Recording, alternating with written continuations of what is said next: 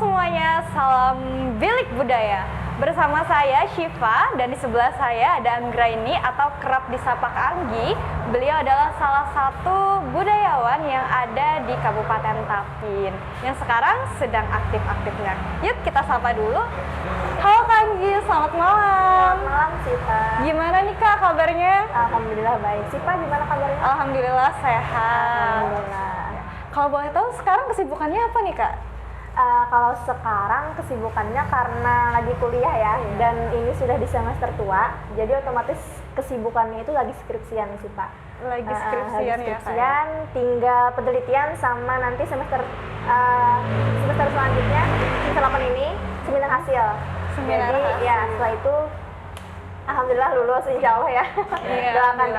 Semoga lancar Kak ya. Iya, amin. Kuliahnya di mana Kak? Jurusan apa juga? Kuliahnya di Universitas Muhammadiyah Banjarmasin, semester 8, jurusan Pendidikan Bahasa Inggris. Aduh, pendidikan bahasa Inggris nih katanya. Pinter bahasa Inggris dong Kak. Insya Allah. Kira-kira boleh nanya nggak nih Kak? Boleh. Nah, kita ini kan Kak membahas masalah budaya. Kira-kira kalau dari Kak Anggi sendiri, apa sih Kak pandangan Kakak tentang budaya itu? Oke. Jadi kalaunya secara umum ya sih Pak ya, kalaunya secara umum, secara yang sudah kita ketahui selama ini, seni dan budaya itu produk yang diciptakan untuk mengekspresikan pemahaman kita, pemikiran kita, kepercayaan kita gitu kan, dengan menambahkan unsur-unsur estetika gitu kan, keindahan, agar kita bisa mengekspresikan apa yang ada di pikiran kita. Nah kalau budaya sendiri itu yang setahu aku ya, berkaitan dengan nilai-nilai luhur gitu yang ada di khususnya di Kabupaten Tapin ya gitu. Nah, kemudian Kak, seperti yang kita ketahui, Tapin itu kan Kak dikenal sebagai lumbung budaya. Ya betul. Kalau menurut Kak Anggi sendiri, yang Kak Anggi ketahui budaya apa aja sih yang ada di Kabupaten Tapin? Oke. Yang sejauh ini sudah Anggi ketahui budaya-budaya yang ada di Kabupaten Tapin itu ada banyak banget nih sih Pak. Tadi kan juga disebut sebagai lumbung budaya ya kan. Karena sekitar kalau nggak salah ya ada 80% kesenian dan kebudayaan yang ada di Kalimantan Selatan berasal dari Kabupaten Tapin. Jadi kita memang harus berbangga diri gitu kan. Setahu aku beberapa ya ada yang lagi baru saja kemarin dilaksanakan juga ada Mamanda. Ada Mamanda. Terus juga ada beberapa tarian. Salah satunya ada yang baru saja juga digarap ya kan sama Kabupaten Tapin agar bisa memberikan tarian sambutan khas dari Kabupaten Tapin sih Pak, namanya ada Japin Harapan. Japin Harapan. Nah itu sih yang baru-baru aja di Anggi selenggarakan atau di kegiatan Anggi gitu. Mungkin boleh dong Kak sharing terkait sedikit tentang Japin Harapan. Apakah Japin Harapan itu secerah harapan orang tua gitu Kak atau gimana gitu? Secara lampu di sini. Iya, secerah lampu di sini gitu. Oke. Kalaunya sepengetahuan Anggi, Japin Harapan ini merupakan tarian kreasi baru oleh beberapa seniman yang ada di Kabupaten Tapin untuk menciptakan sebuah tarian sambutan bagi para pendatang yang datang ke Kabupaten Tapin. Jadi itu harapannya bisa menyambut dan juga memperkenalkan seni dan budaya yang ada di Kabupaten Tapin lewat tarian gitu sih Pak. Jadi ada beberapa gerakan yang ragam geraknya itu memang khas dari Kabupaten Tapin gitu. Aku pernah dengar loh kalau Kak Anggi ini orangnya pintar nari. Kita tanyain bener nggak ya? Jauher. Bener nggak Kak Anggi? Katanya Kak Anggi ini pintar nari loh.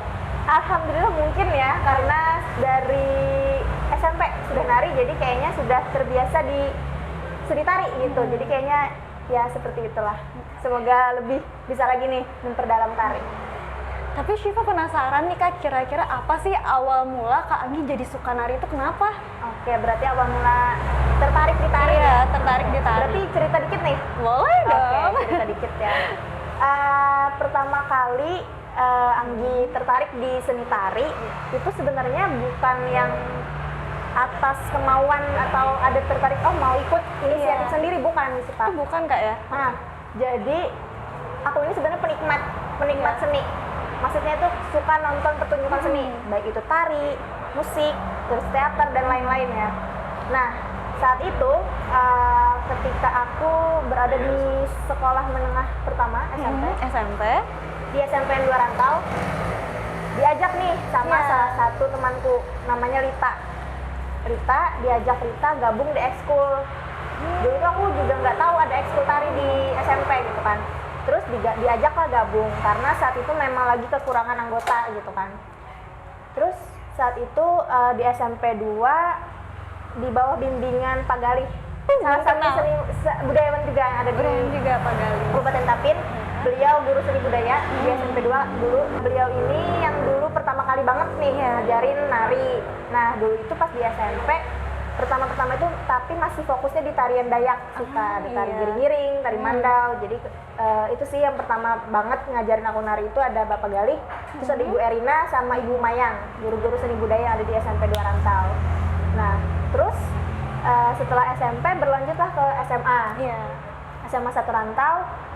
Dulunya sudah mikir mau vakum nih, sebenarnya bukan keinginan sih, bukan ada keinginan untuk vakum, tapi kayaknya bakal vakum nih gitu kan, karena teman-temanku yang dulu di SMP yang satu grup tari udah mencar nih, ada yang sekolah di sana, ada yang di sekolah di sini gitu kan, jadi kayaknya udah nggak ada teman buat nari lagi gitu kan.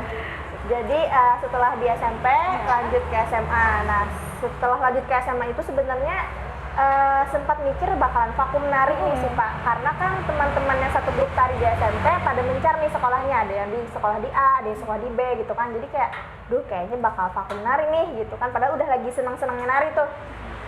Ternyata di SMA ketemu sama salah satu guru seni budaya, Ibu Eka, kenal kan Ibu Eka? Nah beliau yang membimbing grup tari di SMA 1 Rantau, dan ternyata kembali dikumpulkan oleh lingkungan yang suportif gitu kan untuk bisa melanjutkan bakat, menyalurkan bakat lah ya di bidang seni tari gitu, dan lebih aktif lagi ternyata, malah yang dikirain bakal vakum kan ternyata lebih aktif lagi gitu kan di SMA gitu. Terus juga kalau di SMA pernah ikut beberapa lomba, terus juga alhamdulillah kalau di SMA itu bisa berkesempatan nih sih Pak mewakili Kabupaten Tapin ke provinsi di FLS 2N. Tahu FLS 2N? Iya, tahu. Nah, ya itu kan itu ajang-ajang yang paling bergengsi di SMA. Bergengsi waktu itu Kak ya. Kayaknya masih sampai sekarang ya. Sampai sekarang kan masih ada data. Jadi itu mewakili Kabupaten Tapin, alhamdulillahnya ke provinsi. Cuma kalau di provinsi memang belum rezeki, tapi alhamdulillah ketika di provinsi banyak sekali mendapat ilmu sih Pak. Kayak ternyata ada legenda ini nih, ada cerita ini nih yang dari kabupaten lain gitu kan, yang kita nggak tahu gitu. Itu sih. Terus SMA lanjut lagi kuliah sampai sekarang. Aku masih nari Kak ya? Alhamdulillah. Nari. Tumbuh di salah satu organisasi seni budaya juga. Ya. Itu sih sedikit perjalanan Kak Anggi suka nari Kak ya? Iya, sedikit. Nah, terus yang aku tangkep tadi berarti peran besar banget nih Kak Kalita sama Kakak sampai sekarang ini. Iya, terima kasih banyak. Tuh katanya terima kasih banyak buat Kalita yang sudah bikin Kak Anggi suka nari sampai sekarang ini. Iya, betul banget. Nah, kemudian Kak Anggi kan suka nari. Kira-kira tarian apa sih pertama kali yang Kak Anggi tampilin? Oke, kalau tarian pertama tarian pertama itu tadi yang sudah disebut yang pas di SMP sama Bapak Galih, tari giring-giring. Tari giring-giring, tari Dayak. Iya. Masih ingat nggak Kak kira-kira gerakannya itu kayak gimana? Terus sedikit ya, Mas, sedikit ingat. Soalnya kalau giring-giring itu ada properti. Ada properti sih Pak, jadi kayak tongkat. Sebelah sini tongkatnya agak panjang, sebelah sini tongkatnya pendek. Jadi gerakannya itu menghentak-hentak ya. Ada suara-suara yang timbul dari hentakan itu. Jadi giring-giring Kak ya, musik giring-giring itu ya Kak ya? Iya, musik giring-giring. Ya itu. Berarti kurang lebih sama kayak kurang lebih sama kurung-kurung. Cuma kalau kurung-kurung kan lebih ke bambu, panjang banget ya. Kalau itu, terus kalau kurung-kurung setahuku juga ada beberapa nada yang beda kan. Kalau itu kita nggak berpatokan sama nada yang di sini. Ini cuma properti. Cuma properti aja buat nari Kak ya? Buat nari, cuma memang menghasilkan bunyi gitu sih Pak.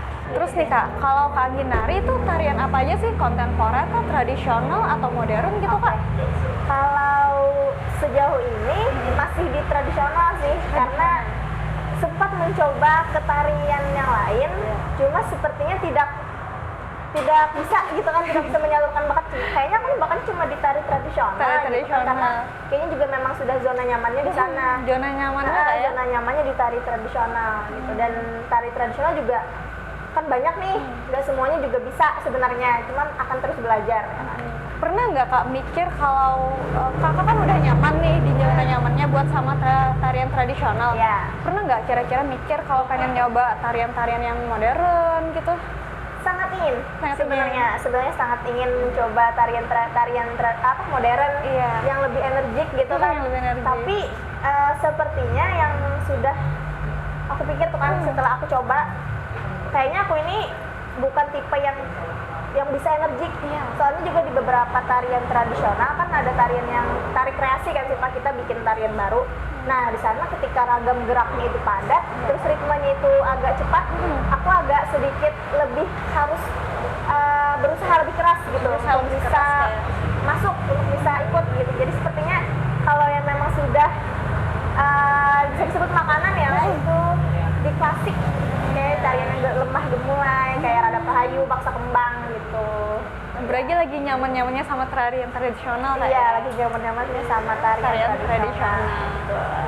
Biasanya kalau nari tarian tradisional itu berapa lama, Kak? Kalau narinya 5 sampai 10 menit. 5 sampai 10 menit? Tapi tergantung sih Pak, kalau memang misalkan ada tarik kreasi yang panjang, durasinya juga ada. Yang kayak sudah sampai 15 menit. Iya. Ya gitu, tapi kebanyakan memang di bawah 10 menit sih kalau tarian tradisional ya. Nah, kalau tampilnya kan Kak bisa 10 sampai 15 menit, bahkan lebih Kak ya? Iya. Kalau latihannya kira-kira berapa lama Kak? Oke, kalau latihan itu sebenarnya menyesuaikan sih Pak. Ada beberapa tarian yang memang sudah sering nih kita tarikan, sudah sering kita tampilkan gitu kan. Jadi otomatis latihan itu paling cuma gladi gitu kan, cuma mengingat-ingat kembali gitu kan. Karena basicnya sudah hafal gitu. Paling tinggal mengganti apa biasanya pola lantainya. Kalau misalkan tiba-tiba diminta bertiga atau berlima gitu kan otomatis berubah tuh. Nah jadi paling menyesuaikan kayak gitu. Tapi kalau memang menggarap sebuah tarian atau mengkreasikan sebuah tarian itu tergantung juga tingkat kerumitannya sih Pak. Jadi kayak bisa sampai 3 bulan. 3 bulan. Nah, biasanya sama aransemen musiknya bisa sampai 3 bulan sih, kurang lebih 1 sampai 3 bulan. Gitu. Tuh guys, kalau latihannya lama, tampilnya cuma 10 sampai 15 menit, itulah yang dinamakan penari ya Kak Anggi Iya, ya? betul sekali. Nah, itu dia tadi cerita dari Kak Anggi terkait awal mula kenapa sih bisa jadi suka nari. Kemudian juga tadi sukanya lebih ke tarian tradisional Kak ya? Betul. Iya. Mungkin boleh dong kita dengerin lagi cerita Kak Anggi, kira-kira momen apa sih yang paling berkesan ketika Kak Anggi nari? Boleh dong Kak? Boleh sekali. Tentang momen paling berkesan ya? Iya, momen paling berkesan. Mungkin salah satu pencapaian terbesar di bidang tari ya saat itu waktu SMA kelas 2 rasanya, kelas 2 atau kelas 3 SMA, aku sama teman-teman grup tari SMA Satu Rantau berhasil meraih juara 1 gitu Kak. Alhamdulillah. Berhasil meraih juara 1 di salah satu lomba tari di Kabupaten Tapin. Dan itu tuh ruang lingkup lomba itu se-Kalimantan. Jadi ada yang dari Kalimantan Utara, ada yang dari Kalimantan Tengah, dan alhamdulillah kami berhasil menjadi juara 1. Dan saat itu hadiahnya cukup besar sih, pada 7 juta rupiah. Jadi kayak wow, anak SMA dapat 7 juta rupiah gitu. Alhamdulillah itu sih salah satu yang paling berkesan ya.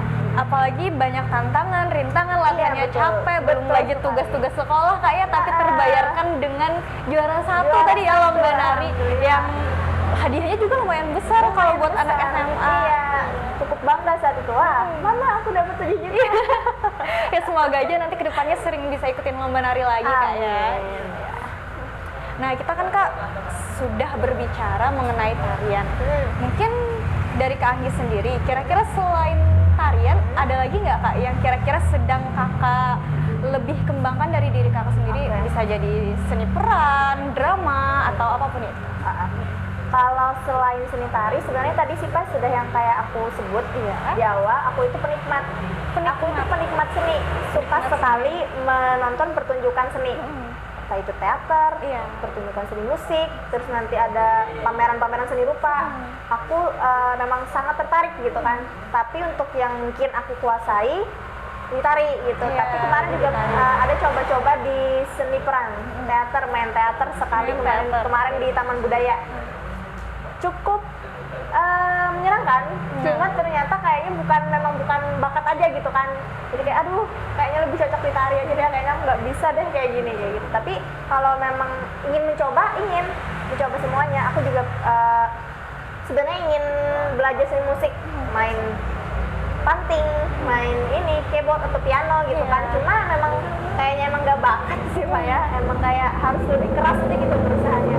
Jadi kayak kalaunya saat ini memang lebih ke seni tari aja sih. Lebih ke seni tari Kak ya. Nah, tapi tadi kan Kak Anggi sempat nyoba Kak ya seni peran di teater seni budaya tadi ya?